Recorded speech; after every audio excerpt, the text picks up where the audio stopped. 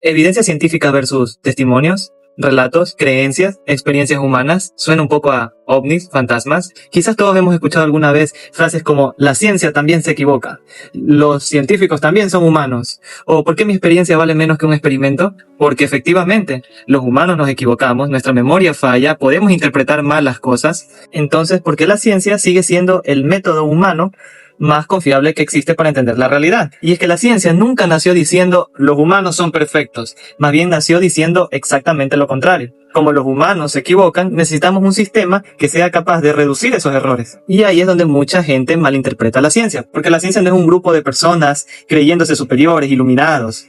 No es una religión moderna, no es creer ciegamente en científicos. Es un método, un proceso, un sistema construido precisamente para que nuestra percepción individual no nos engañe. Entonces, ¿qué es realmente el método científico? Vamos a simplificarlo fácilmente. Consiste en observación, pregunta, hipótesis, predicción, experimentación, reproducción, revisión por pares y consenso provisional. Observamos un fenómeno. Ejemplo, algunas personas mejoran con cierto medicamento. Nos preguntamos, ¿realmente funciona o fue casualidad? Lanzamos una hipótesis. Este medicamento reduce la enfermedad. Predicción.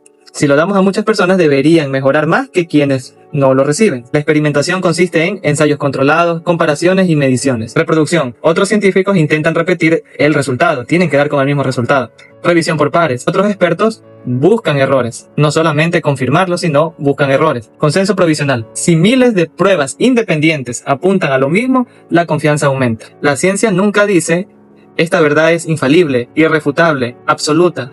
Más bien dice, esta es la explicación más confiable según la evidencia que tenemos actualmente. Eso no quiere decir que la experiencia personal no importe o no sirva. De hecho, gracias a las experiencias es que surgen las hipótesis. Podemos plantear hipótesis, podemos comenzar a preguntarnos, a cuestionarnos cosas. Pero ¿por qué la experiencia es la evidencia más débil? Porque el cerebro humano tiene muchos sesgos. Ejemplos, memoria falsa, sugestión, sesgo de confirmación, efecto placebo, confusión entre correlación y causalidad, emociones, sentimientos, ideologías, creencias, distorsión emocional. Pero muchos pueden decir, ok, pero los científicos también tienen esos mismos sesgos, son humanos.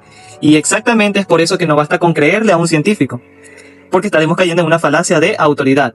Y por ello es que existen grupos de control, estadística, revisión por pares, replicación, doble ciego, metaanálisis y transparencia metodológica. La ciencia no depende de una sola persona, depende de que muchas personas intenten demostrar que algo está mal. Y si aún así sobrevive, gana más fuerza. Vamos a usar una analogía. El testimonio humano sería básicamente como una persona que va a un estadio y va a ver un partido.